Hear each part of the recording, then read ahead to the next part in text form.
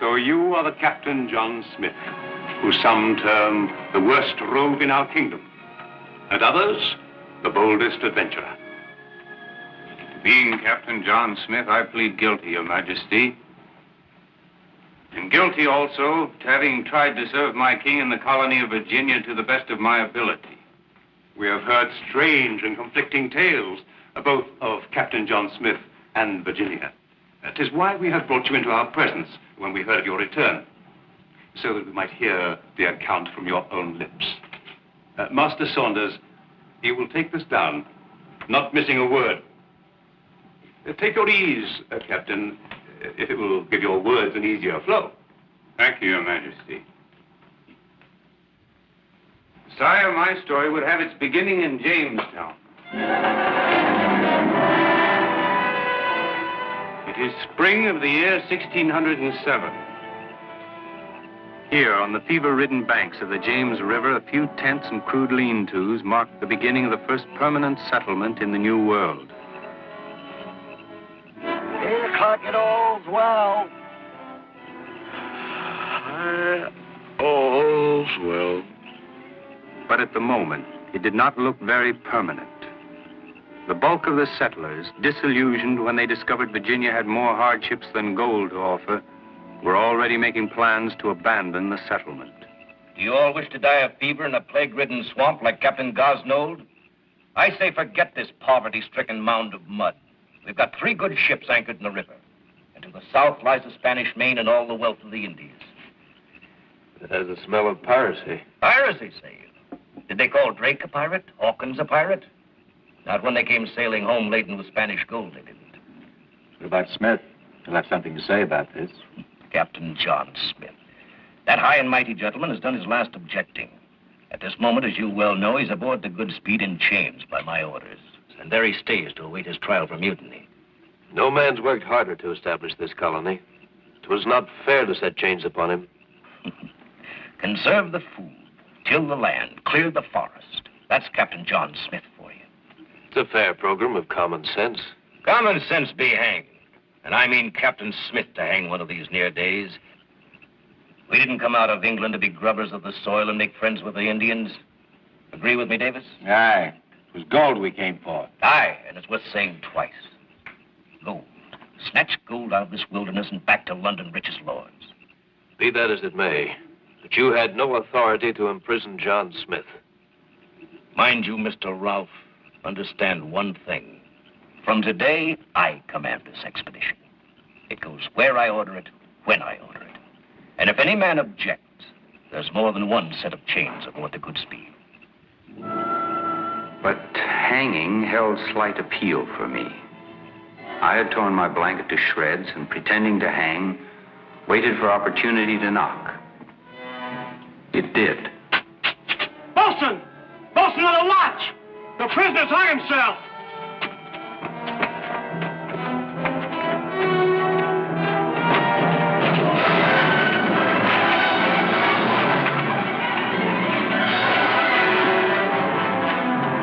But I was determined not to leave Jamestown at the mercy of a few selfish men.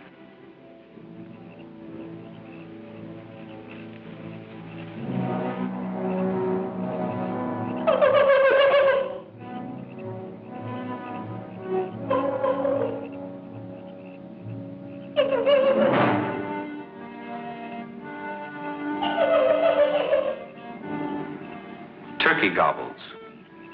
But since when do birds cry out in the night as if they had human throats?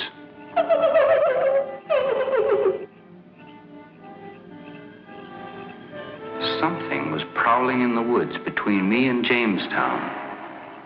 And I would have wagered my scalp that the only feathers they had were stuck in their hair.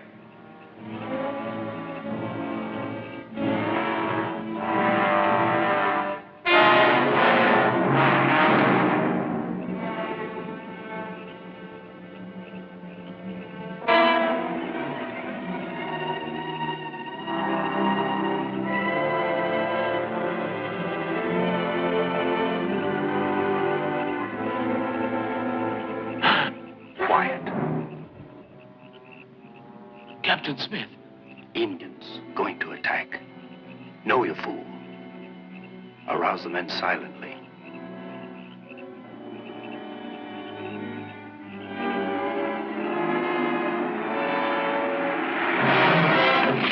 Get that for the prison, Wingfield. The Indians are about to attack. Indians? What tale is this? And how did you get off that ship? Keep your voice down. They wait for daylight, but you're like to bring them before if they think we've been warned. Good. We'll teach them a lesson they won't forget. The lesson is like to be taught us since they outnumber us 5 to 1 and are fair aching to slit our throats because of your treatment of them and abuse of their women. What's to be done, John? Get this sot on his feet. Out with the light. Now spread the word to the others. Indians are about to attack. You take up defensive positions behind the shelters. And get word to the ship for help. Move quickly or you'll never see the rise of the new sun.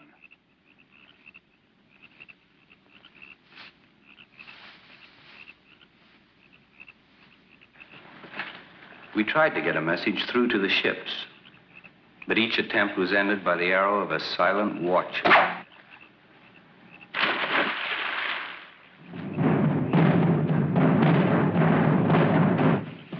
Outnumbering us, they would be swarming over before we could make our guns tell. All we could do was wait. Wait tensely. Guns ready. Out beyond the little band of settlers, the war drums pounded our doom. I think I heard something in the brush over there. No. You'll give away our position. Walk, man. Don't stand and sweat. The fool.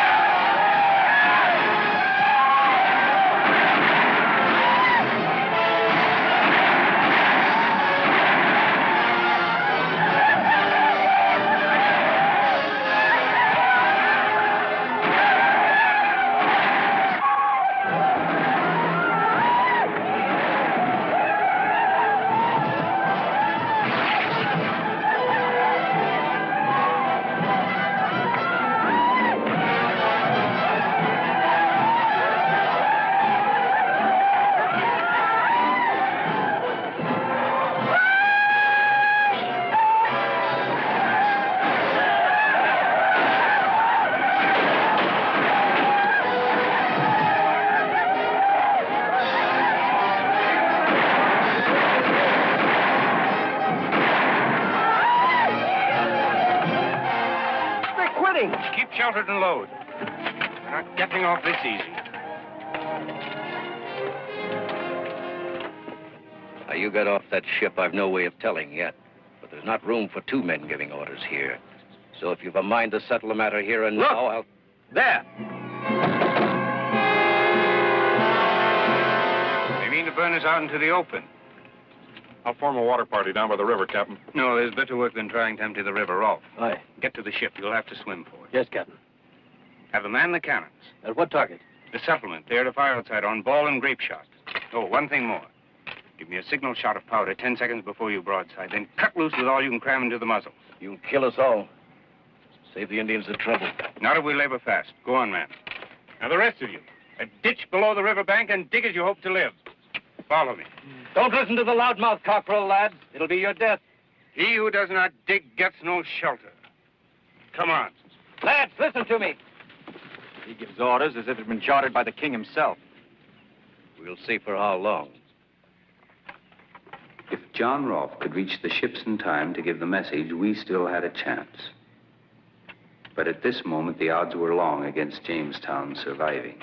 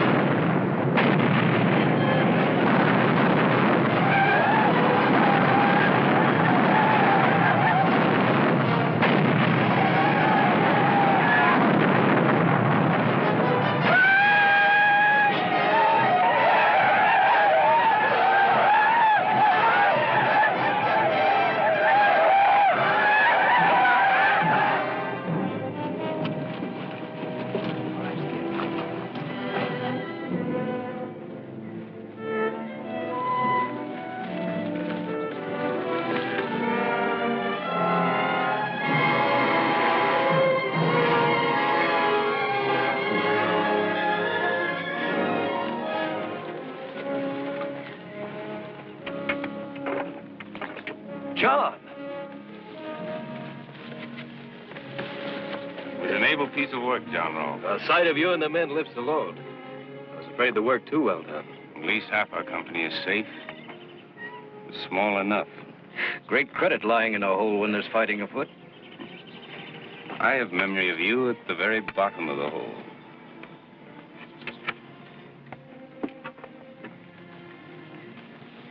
Come, lads.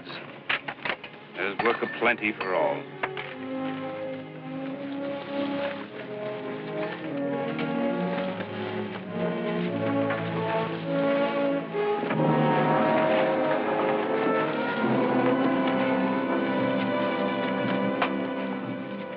How about the tally, John? Not so good, Captain. We were short enough before the attack. And now between Indians and the ship's cannon, most of what we did have is gone. Here's a list I made of dried fish, 200 pounds. Of salt. By whose orders do you assume this authority? By whose order do you question it? I'm a gentleman, born to higher rank than any here. That is of concern only to you and your mother, not me. It's a matter I also intend to settle between us here and now. Men, I suggest we put this matter to a vote. I have a candidate. He saved our skins, and he'd be a man who would tweak the devil's own tail if need be. Captain John Smith. You fools, this job calls for a gentleman, not an adventurer. As for me, I look into a man's heart, not whether he was born between silken sheets. Captain Smith has my hand. Aye, and mine, with mine added to the number. You're daft, all of you. Mr. Wingfield's quality born, he'll lead you well. True words, every one of them. What say you, Captain? I can tell you better when the votes are counted, Charlie. All right, then, let's put it to a vote. Who speaks up for Mr. Wingfield? I do, and me. Now, who speaks up for Captain John Smith? Captain! Have you more to say, Mr. Wingfield? I, at my own time and choice.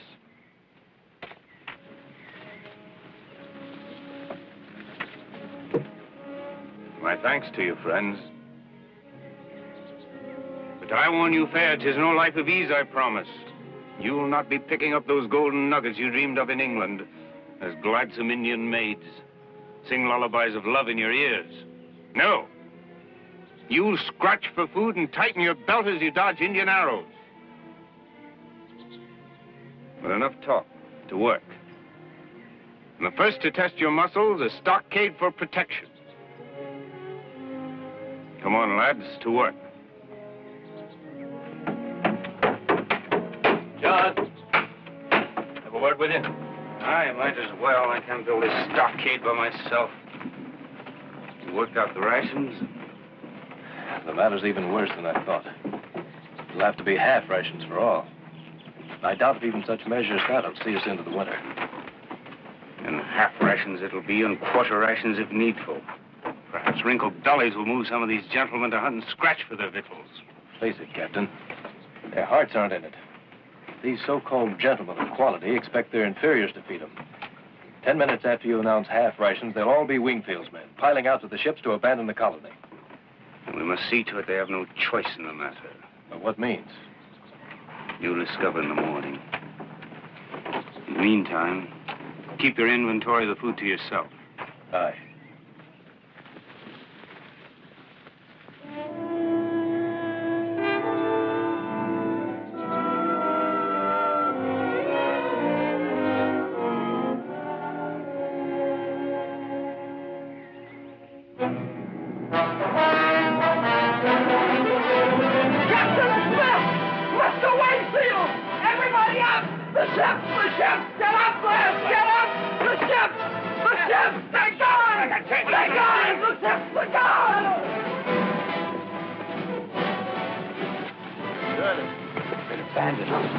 Ships, they're gone.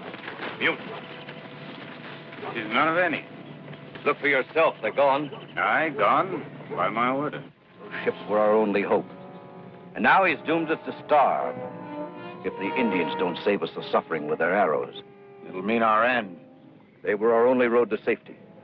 And as long as you had that thought to depend on, you had no thought of depending upon yourselves. Well, now you must if you mean to stay alive until the ship returns before winter with new supplies. And just what do we do if the Indians swoop down upon us again?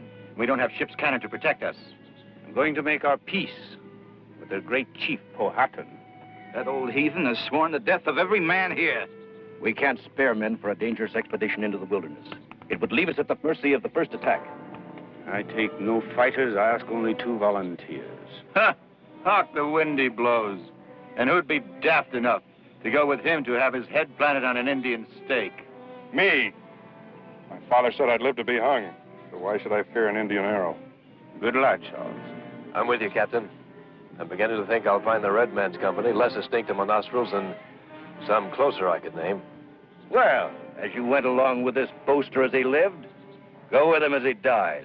And good riddance to all 3 of you. Prepare yourselves, lads. We leave at once.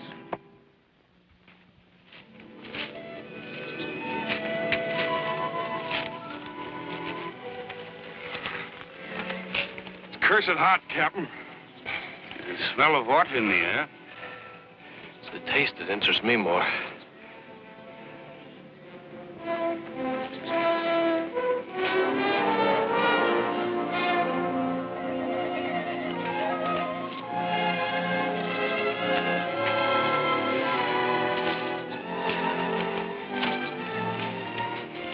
Well, there's no point in wandering aimlessly through wilderness.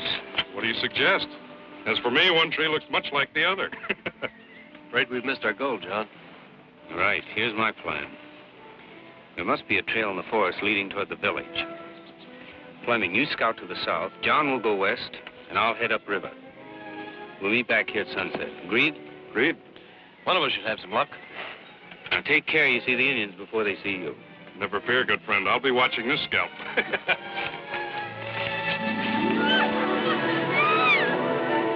I had heard that the fishing was good in Virginia waters, but who would have expected fish such as these?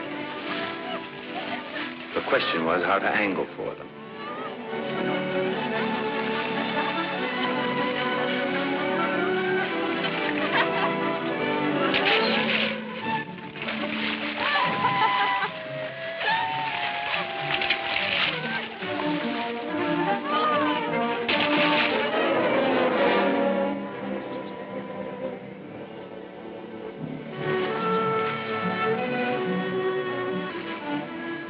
My mermaids were shy.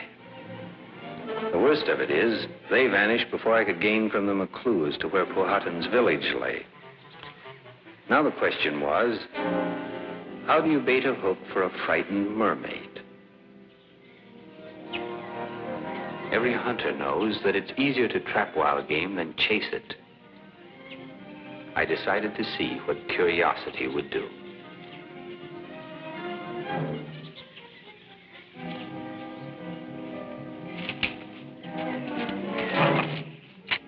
I knew I could count on feminine curiosity. Now, don't look so frightened. I'm not going to hurt you. You Englishmen, please let Pocahontas go. So, your name is Pocahontas. Wouldn't Pocahontas like pretty beads? No. Please let me go. All girls like pretty beads. Now, don't be so frightened. Do I look as if I would hurt Pocahontas? No. So you're the daughter of the chief of the Pospehagans. My father is chief of all tribes from blue waters to great mountains. And he would be very angry if you did not let me go. Where did your father live? Upriver. Now will you let me go? Never met a girl who was so anxious to get rid of me. Now, wouldn't Pocahontas like to see pretty nearer? You look into it, see pretty... I thought this wild thing most lovely. But I must confess, I never imagined that a chance meeting with an Indian princess would not only change the entire course of my life, but would also decide the history of Virginia.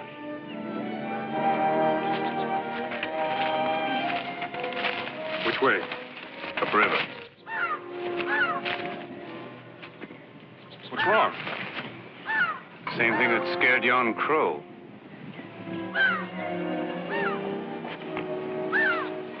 I see nothing unusual. Best reason to be watchful.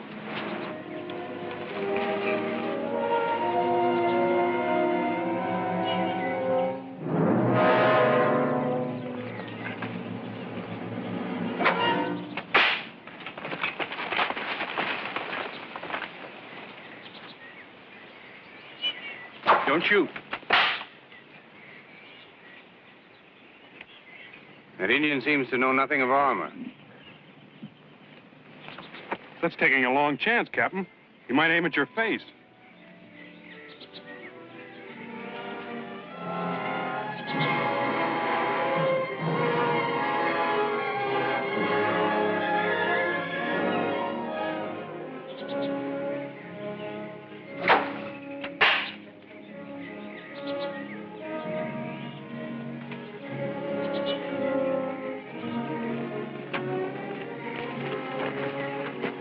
Get up. We mean you no harm. Looks like he thinks you're some kind of special, Captain. It is to our interest to have him continue to think that way. Get up. You Prosperhagen? Prosperhagen. Nantucket. We come with friendship to visit Powhatan. Powhatan does not like whiteskins.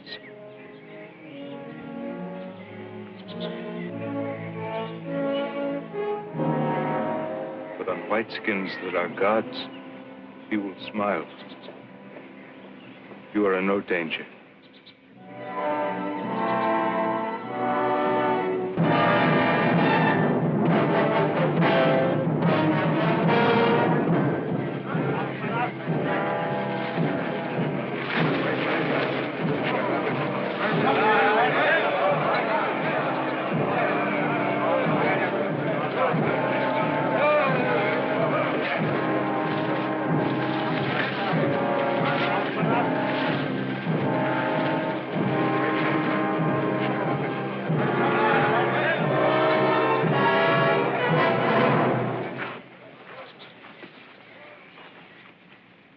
These whiteskins are spies who have crept into our country to steal and to kill. Their medicine is bad. Devils of mischief who would ravish our women and defile our houses. They kill with their breath as well as their weapons, so that the flesh of our peoples turn into biting sores and waste away from the bones.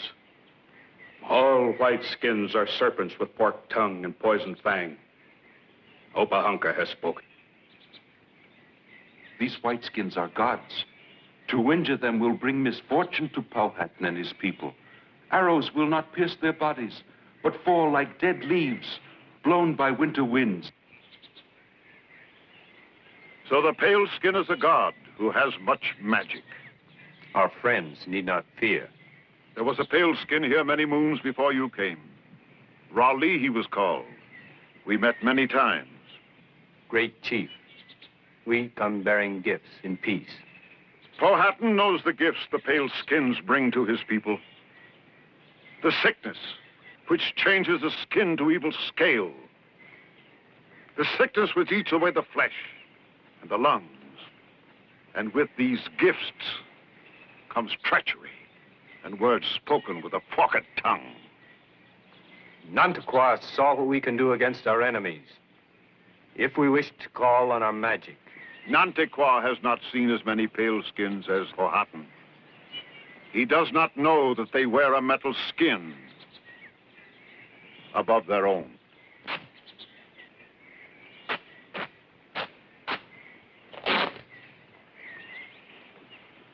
Now I have stripped you of your magic. It'll make a good cooking pot for my women.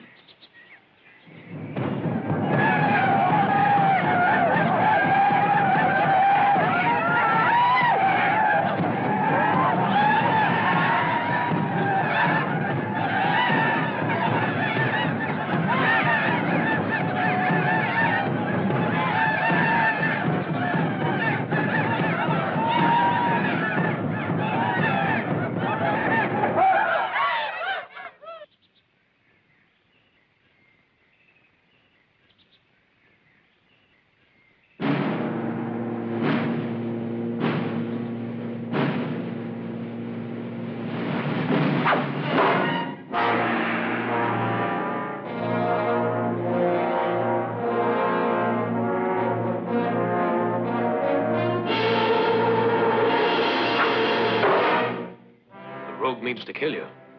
It is plain he has no love for me. And the next one would tell.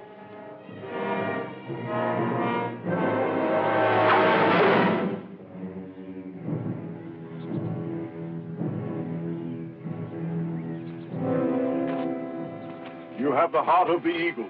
You have earned the right to die, but not by the death of slow fire. What does he mean? Just that we each die quickly instead of being tortured. You will die by the hand of Pocahontas. He is my first warrior. I give you that honor. By combat? Pocahontas cannot meet you in combat except in battle. Why not here, now? If you were a member of the tribe, you could look forward to that. For him to refuse would be a disgrace. And the one who conquered could decide the fate of the other. But you are a prisoner. Pocahontas is your executioner. Release him.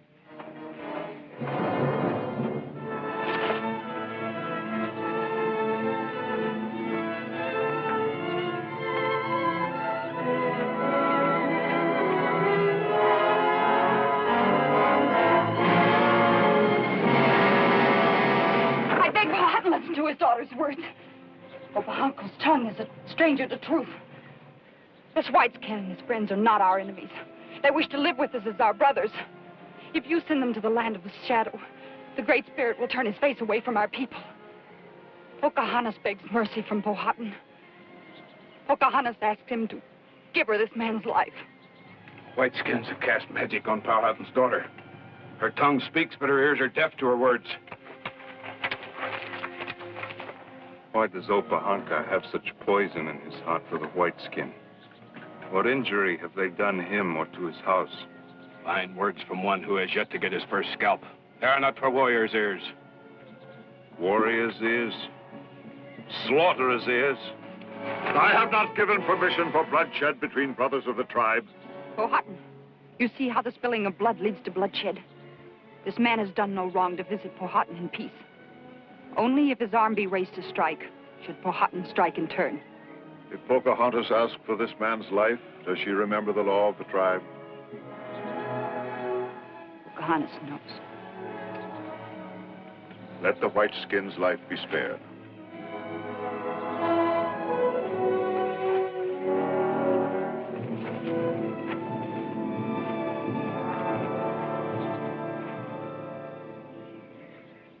You suppose they mean to make him a member of the tribe?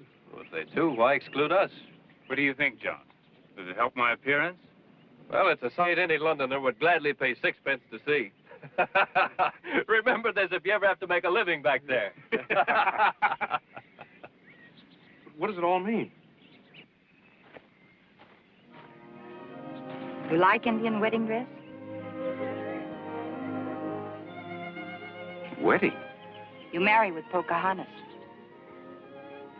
Is that why you saved my life? When Powhatan give Pocahontas your life, she must marry you. That is our law. Do you want to marry me? The Great Spirit does not like killing. Indian kill white man kill Indian. Not good. So, it's to keep the peace. Yes. She marries you to keep peace between the white men and the Indians.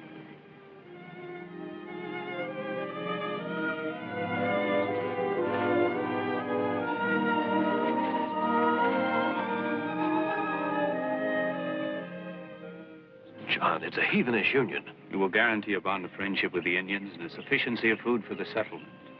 And it'll mean we'll be able to live and trade in peace with them. It may well be that on the shoulders of that Indian girl will rest the whole future of Virginia.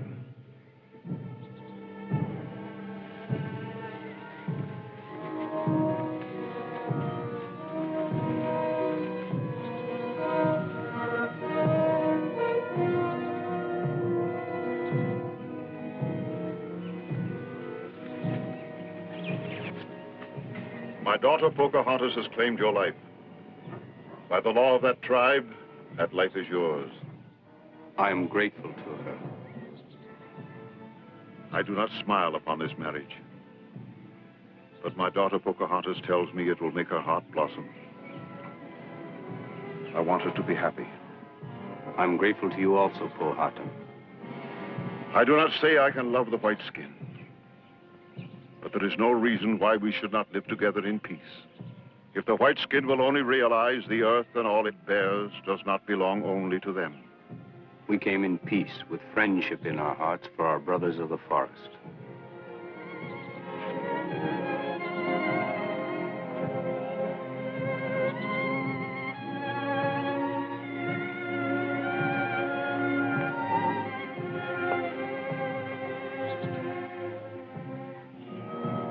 And let Pocahontas be the evidence of the friendship we bear for each other.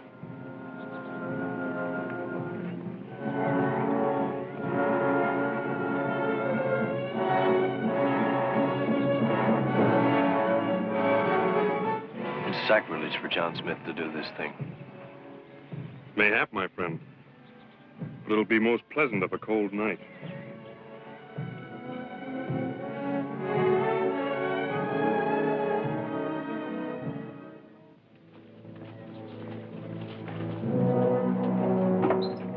Gold, men. Gold. It's a fortune. A fortune is 50 fortunes. And it lies just beneath the surface of the earth for the taking. Gold without measure. How did you find it? I was digging for some roots to eat. Seems strangely light for gold. It's flake of the mineral with but little weight until melted down. Then we're like to be the richest men ever to return to England. Only if we do not lose our heads and keep our own counsel. How do you mean? By terms of contract the Council of London made with this colony, all gold and precious metals belong to the company. We're powerless. We all signed it. When the king granted this colony to the company, it was with the provision that if no permanent settlement was made, Virginia would revert to the crown. Ah. And if a new company were to, they would come into all the land and all the gold. Exactly. A neat plan, if it succeeds. We'll make it succeed. Now keep hold of your tongues and help me do all within power to drive these men to abandon Virginia.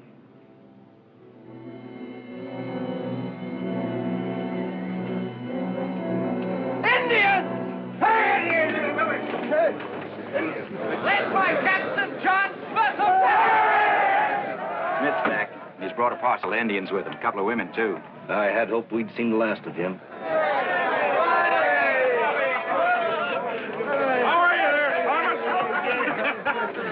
Harkin, lad. I've made treaty with the great chief of the Naturals, Powhatan. He pledges us his friendship. And to bind his promise has given me his daughter, Pocahontas, to wed. How much food those Naturals gonna supply us, Captain? Oh, they're going to supply us more than food. They're going to show us how we can help ourselves. That is far more to our interest. Hurry up, Captain. These fish are 6 days from their natural home and don't care who knows it. Pocahontas told you what to do. This is the way you wish it. Yes, put fish in every hole. You heard the lady. A fish in every hole with each kernel of corn planted. The strangest custom I ever saw. Mayhap, but it will give the seed nourishment to grow. Every hole now. See the others are equal conscientious about it. I charge you or they'll hear from me. You men, my fist to the jaw of any one of you that doesn't bury a piece of fish with every kernel planted. You got that straight? All right, now get to it.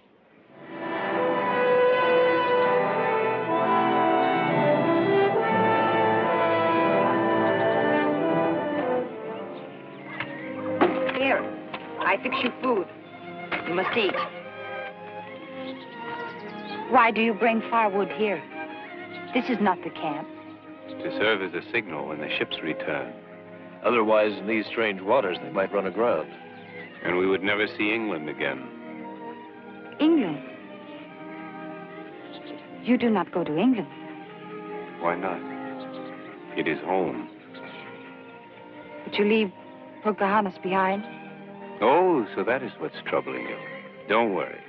I'm not expecting the ships to fall. But then you leave her behind.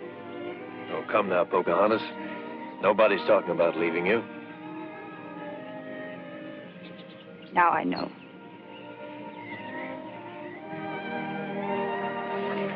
Women. What's bothering the queer little creature now? You know perfectly well. Yes, I suppose I do. But I can't let her fall in love with me. I, a roving adventurer, she an Indian princess. What would life be for her? A few months of happiness, then a lifetime of regrets. Sounds a bit cruel. Sometimes cruelty is the kindest in the end.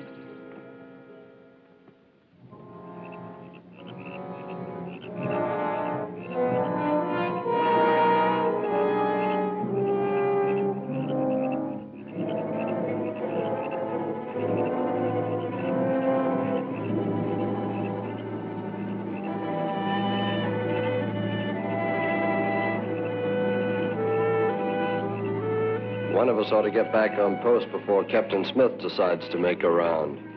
Nah, he's tucked in comfortable with his Indian maid. What do we have to walk post for now anyway? Ain't all these naturals our friends now?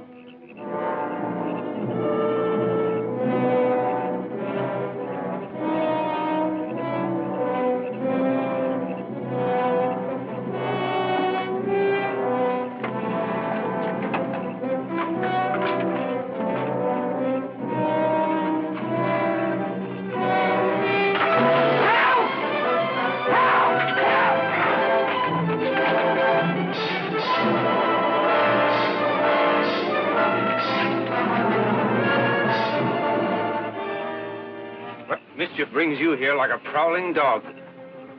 Powhatan's people are our friends. I can tell you what brought him here, Captain. Gun stealing. These naturals would give their left eye for a gun. I'll put him under lock and key. We'll decide what to do with him in the morning. Now back to your posts and beds.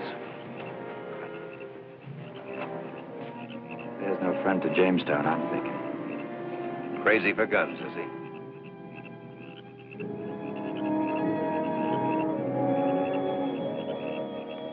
Obahanco. I'm your friend. You understand, Obahanco? I am your friend.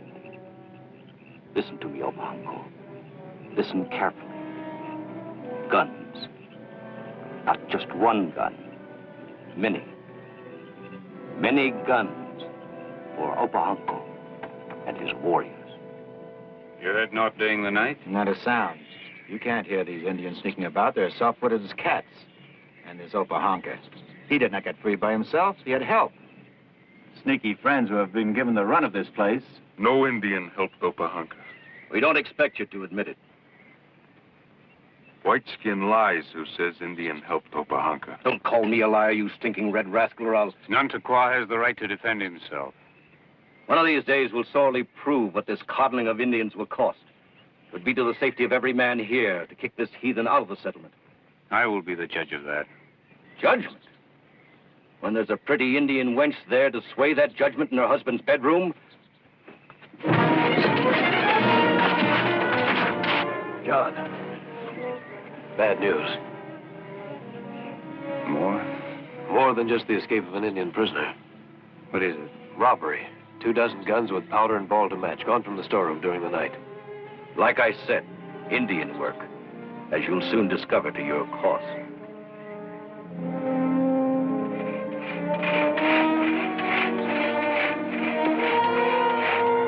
Hello. Here, give me that. This is no word for a lady. All Indian girls do. Do not white-skinned women pound maize in London? I'm afraid they've never even seen it there. What is it like, London? Like big Indian village? Oh, much, much bigger. Many people? Yes, many, many people. Would like to see. Captain Smith will take you there someday, perhaps. Would like to meet big white-skinned chief. A big king chief. Well, someday you might even do that. I'd like to be a great lady. And wear fine clothes like picture and book you show. You're a great lady now. Greater than most I know of in London to think themselves so. Pocahontas? Great lady now. Yes, Pocahontas. Now. Why great lady now? Because of what you think and do. Because of your kindness to people who are not of yours. People who would have starved if not for you. People who would have been killed had it not been for you. People you still serve so nobly and unselfishly. Why? Forest big. Room for all to live in peace. Indians and white skin. All children of great spirit. Pocahontas believed heart made for love. Pocahontas believed great spirit wanted that way. Indians and white skin forget sometime. Pocahontas never forget. Yes, Pocahontas. So never doubt for a moment that you're anything but a great lady.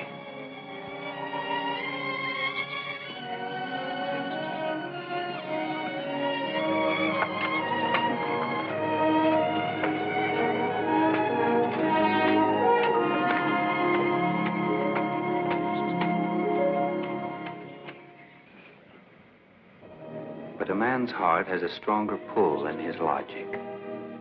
Every time I saw her with Rolfe, my jealousy rose.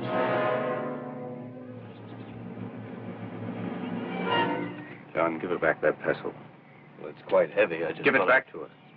Well, what's wrong in It helping is a her? bad example for the other Indians in the stockade. They consider this woman's work, and any man who does it is no better than a woman. You must not get that impression. It could prove dangerous. Pocahontas, she's your wife. You don't include her with the others. I told you to give that pestle back to her. Well, it's muscle-making work, John. I don't mind helping Pocahontas. If the other Indians consider me any less a man for it, I promise you I won't be offended. Do as I My husband is right. Woman's work. For my people to see white skin do it would bring scorn to their eyes. I spoke hastily, lad. I'm sorry. My nerves are a trifle racked. The Indians are restless. I try to keep them content. Our own men make it hard for me by their treatment of them. We are few, they are many. I should have thought. Can't be easy for you. They hold us in wonder and awe. If once we lose their respect, if they begin to scorn us, bear me no grudge for my insult. My hand on it, the fault was mine.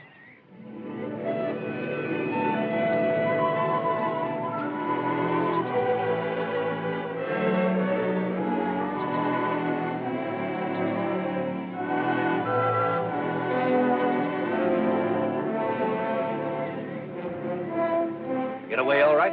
No trouble at all. Guns and powder? And ball. Where's the Indian? At the hut waiting with his friends. All right, bring those casks and follow me. Come on. Good. Powder and shot. And when you've used that up, you can make your own. Here, I'll show you how best to use these.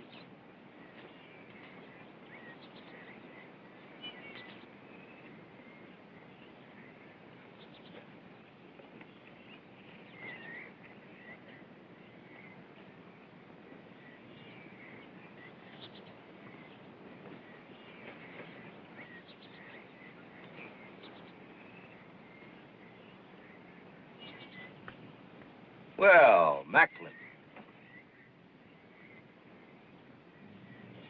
Gold. Aye, gold. You've found gold and you'll be keeping the secret from the settlement? You've got a long nose, Macklin, for another's business. And them Indians I saw coming out of here with the guns, they got them from you. You've been trading with the Indians. Guns stole last night from the stockade. I'm going to tell Captain John Smith.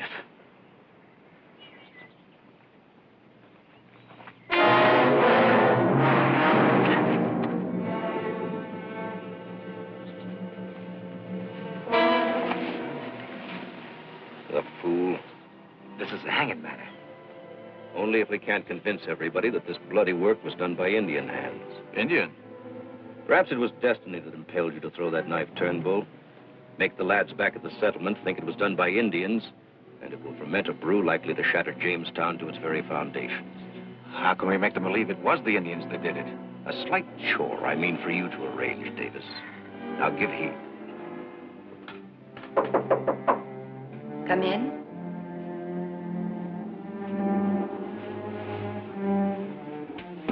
Men are celebrating your wedding, Pocahontas. They missed the bride. My husband. Does he miss Pocahontas also? Well, of course. Then why doesn't he come and tell her this himself? He sent me to get you. A warrior of my people does not send another to bring his bride. When you understand the ways of the English better, you'll not be angry. Captain Smith doesn't mean to hurt you. Who speaks of hurt during a wedding celebration? We'll miss you around the rum cask, lad. I came to bring Pocahontas. Does one have to come for the chief celebrant? She should be there, taking honor and doing it to her guests. Come along, my lass. Come along. Does my husband invite Pocahontas? Or does he order? Since you have to be brought, 'tis an order. Pocahontas is not a slave. She is daughter of Powhatan and a princess of her people. I'll tell the men you'll be right along.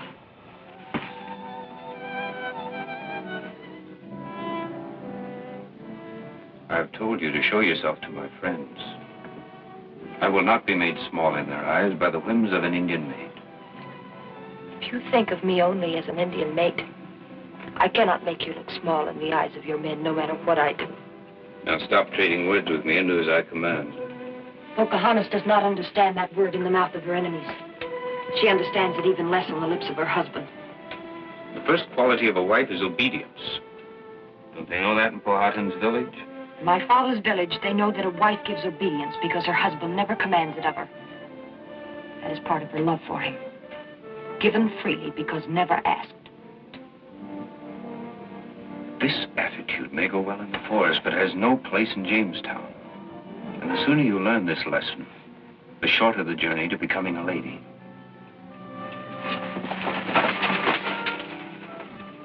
Where are you going? Back to my people. Pocahontas knows now you do not love her. You have turned your face away from her ever since the night of marriage. Pocahontas gives you back your life Powhatan gave her. Pocahontas knows now she acted like a child. I had never meant to fall in love with Pocahontas, but it happened. I would no longer struggle against it. Your knife? You all saw where it was when we brought Macklin's body in from the forest where we found it. Stuck in that wound in his back, which killed him. My brother did not kill him. Nobody's talking to you. Let your brother speak for himself. He's got mighty little to say. It is my knife, yes. But it was stolen from me. You say it was stolen. Why did you kill Macklin? Mr. Wingfield, I suggest we wait on this till Captain Smith gets back from fishing. I'll thank you to look after your own affairs, Mr. Ross. Why did you kill Macklin? What have he done to you? My brother is innocent. He has spoken. Yes, he has spoken. One lie after another. There's only one way to get the truth out of these savages, and that's to beat it out of them. Yes, come on, get him out of here.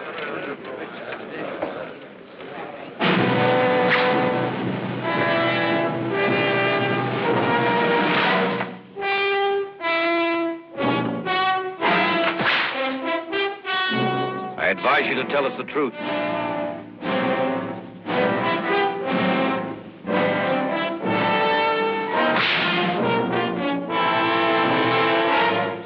Whose order is this man being lashed? They say he killed Macklin. It's a lie. They beat him to make him tell a lie. There's the body. Here's the knife was found stuck in his back. Found? Who found it? Me and Turnbull, that's who. We found the body lying across the forest trail. The Indian admits the knife is his. Someone stole it from Nantucket. You can believe that if you want to. And I will.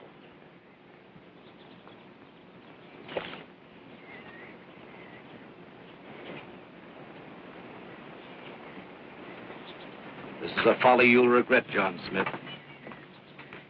Aye. A folly of your making, Wingfield.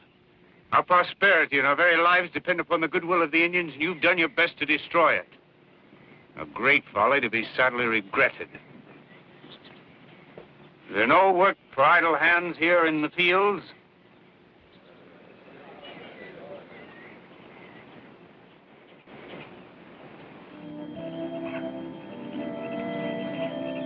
Balmy evening. Aye. Something to be relished after London winter. Yep. Even that doesn't ease my concern. You scratch at your worries like a dog at his fleas. What is it now? What is it not always? Food. Seems to me the Virginia Company in London's forgot us. Oh, there will be a ship in time. But the honorable gentlemen mean us to be self-supporting. Well, for that purpose, we must have tools, trade goods, and much else. I'm afraid someone will have to go to London to stir them up. I've been thinking about it. Will you take Pocahontas with you? London is no place for an Indian maid. It is cold, bleak. She's a child of the sun. Virginia's her whole life. What'll you do then? Send another in my place?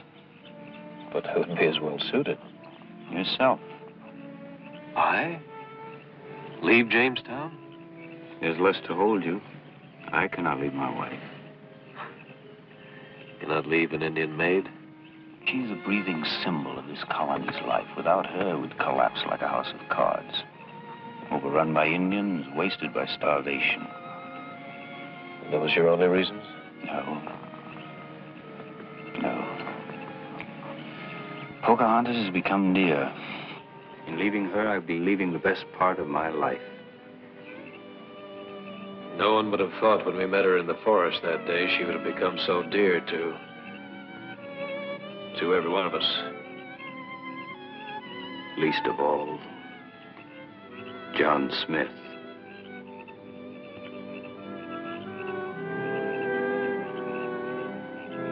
Good night, John.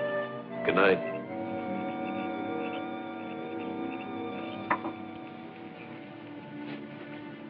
I didn't mean to awaken you. Have you seen Nantuquois this evening? I took him his supper before I went to bed. How is he? He does not speak. You do not believe he killed Macklin, John? No, why should he? Macklin was a harmless fool. I believe Wingfield killed Macklin and put blame on Nantuquois. That is a suspicion I will not quarrel with, but without proof. Oh, sometimes I wonder if the settlement is worth all the torment it costs.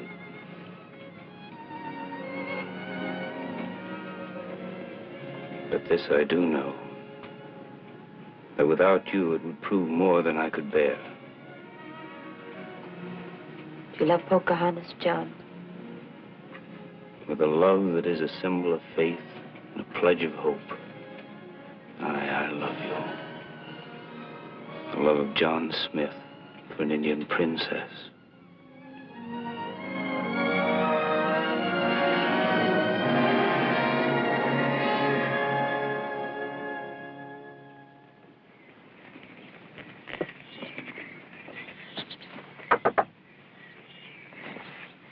Begging your pardon, Captain, but the Indians are... More trouble?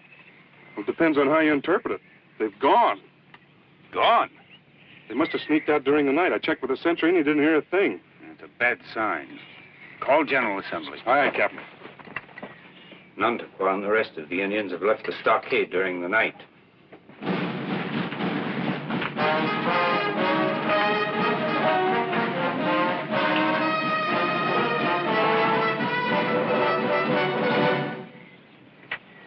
See for yourselves. The Indians are gone, deserted during the night. And they did not leave in friendship. What it means, I do not know. But I can't say I like the look of it. Good riddance, I say. It is no riddance, but a promise to return tomahawk in hand, most like. There will be a 24-hour watch. Double sentries, strengthen the gate, see to your weapons. No man to step foot beyond the wall. Prepare water buckets in case of fire arrow attack. See to it.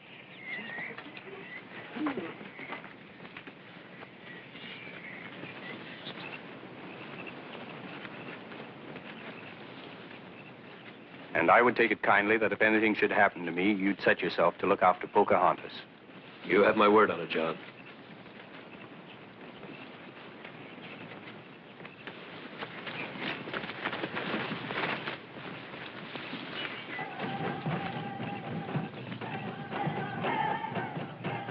war drums.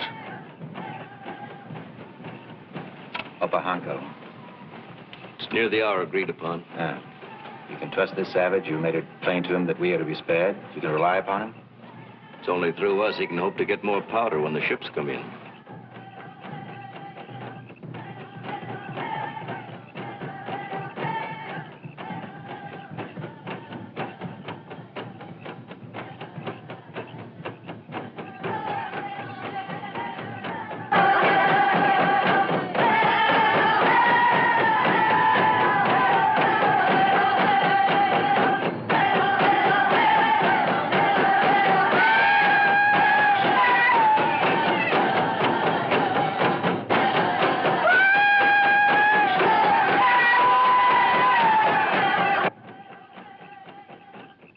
The drums have stopped.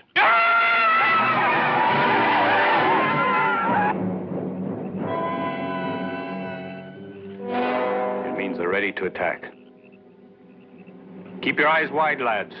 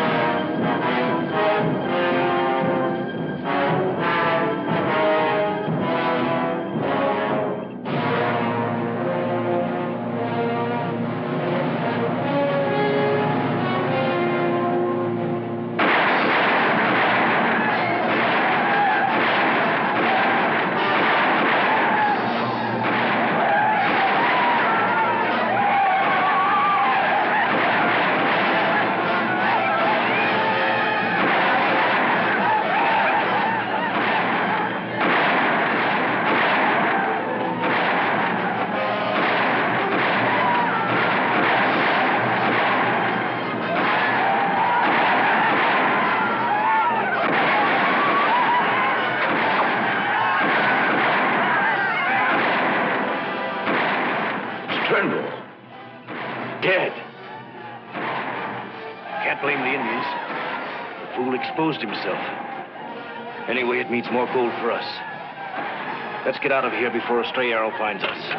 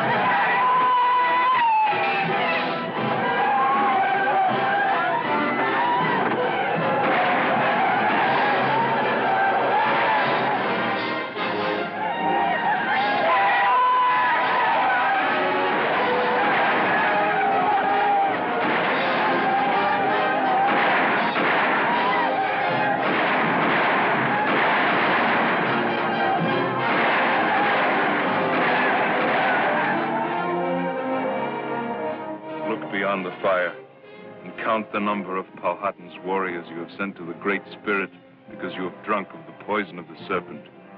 Nantucket has eaten of the Whiteskins' food, and now he fawns on that as a dog. Powhatan will summon Opahanka to the council fires when he hears the grieving of the women in the empty houses. And I will be Opahanka's chief accuser.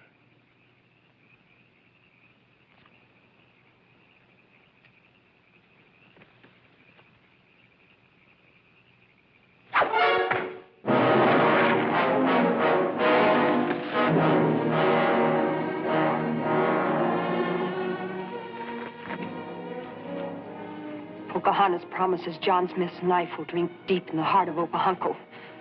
And Pocahontas will laugh as she sees vultures gorging themselves on his flesh.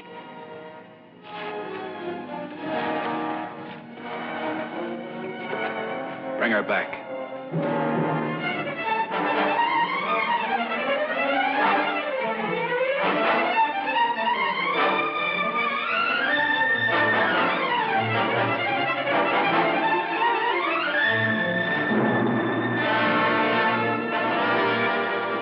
There's something stirring out there. It's Pocahontas. There's an Indian chasing her. Open the gate.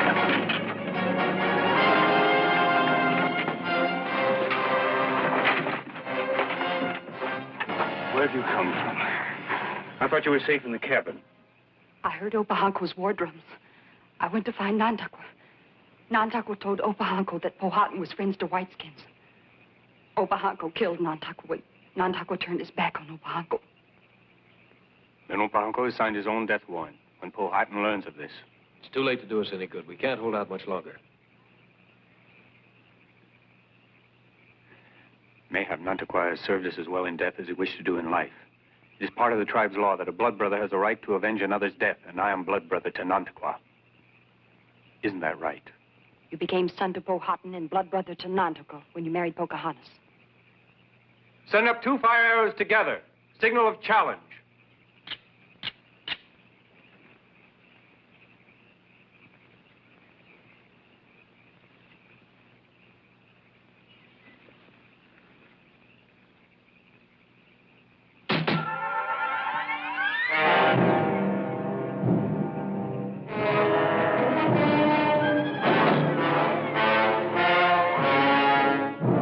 The challenge is accepted.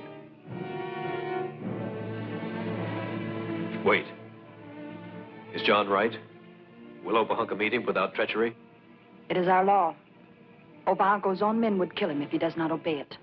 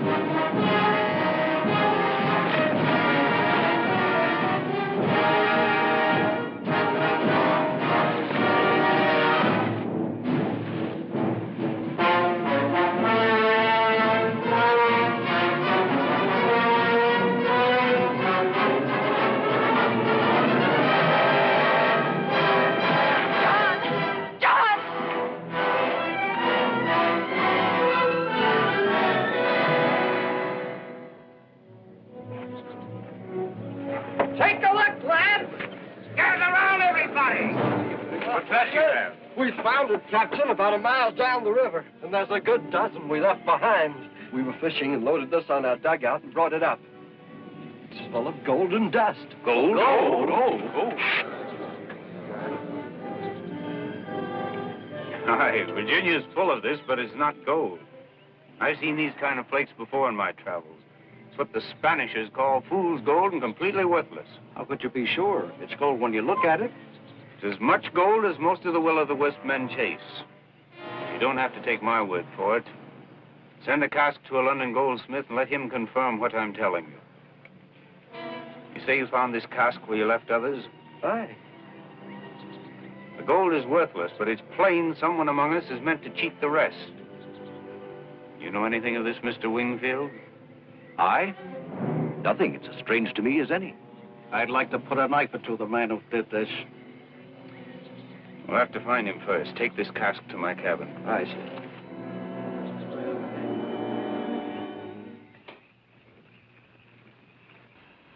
You see, I told you so. Smith has been hiding the gold from us, the cheat. I knew it.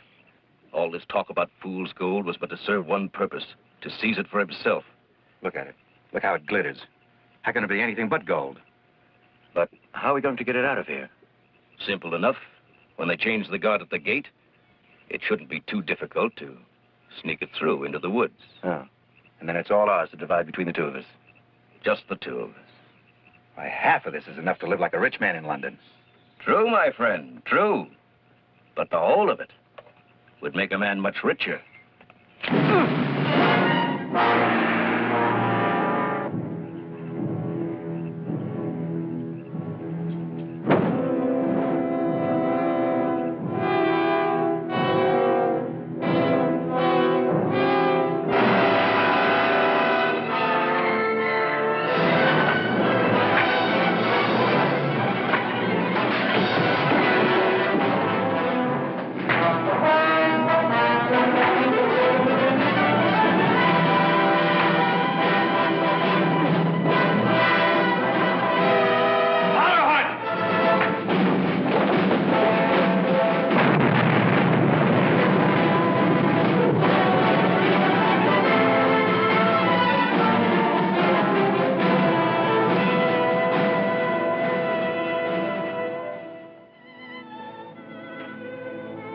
Say he's been like this for over a week?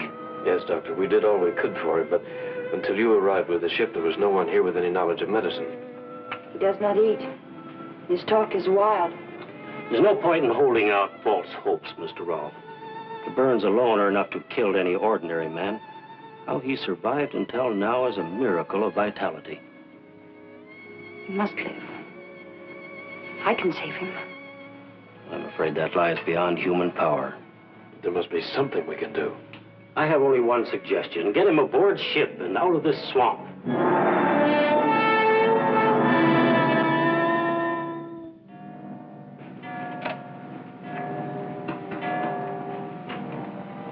The doctor said you wished to see me. The ship sails on the tide. They take me to England because they despair of my life. It means, lad, that you will have to remain in Jamestown to hold things together. John, you give me a trust I can't promise to live up to unless you leave Pocahontas here to help me. I've given enough of myself to Jamestown. She belongs to me alone now. She goes with me. Then you sign Jamestown's death warrant. Destroy everything you've risked so much to build. Pocahontas has kept the colony together up to now. He's kept it alive. It cannot do the same for itself hereafter. It deserves whatever fate lies in store for it. Jamestown has drained her strength. I will not let it feed on her heart.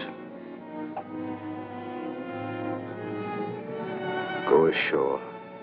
Get your belongings. We sail within the hour.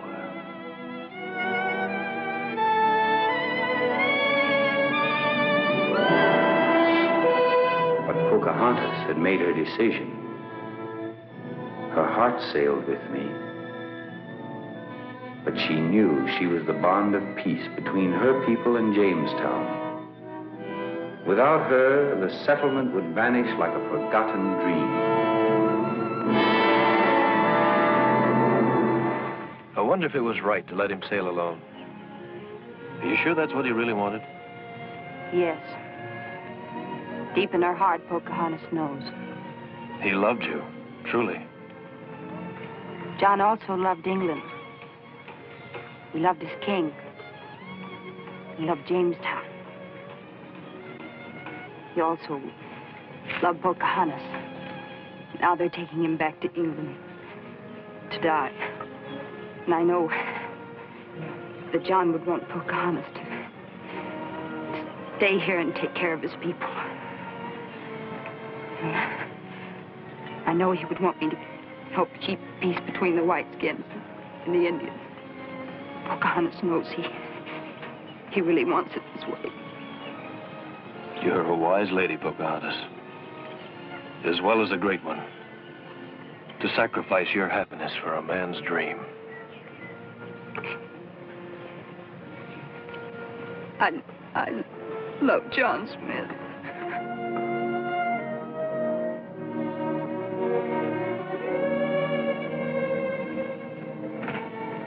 That is the story, Your Majesty. Not my story, but the story of Jamestown. And the story of the beautiful and great Indian princess Pocahontas. Your king thanks you, Captain. It is plain we owe you a debt we have failed to discharge for the service you have rendered crown and country. Name your reward. A post in my army? Governor of Virginia? Sire, I could never return there. Oh, then you know John Rolfe and the Princess Pocahontas are wed? Yes, Your Majesty, I've heard. Pocahontas thought me dead. John Rolfe, who I knew long had loved her, has given her his name and protection in the colony. He will be good to her. And you? What will you do? Seek newer horizons, Your Majesty, and fresh adventures. It is the breath of my life. I have Your Majesty's leave to depart. With our good wishes, Captain. And the hope that Virginia will be as well served by others.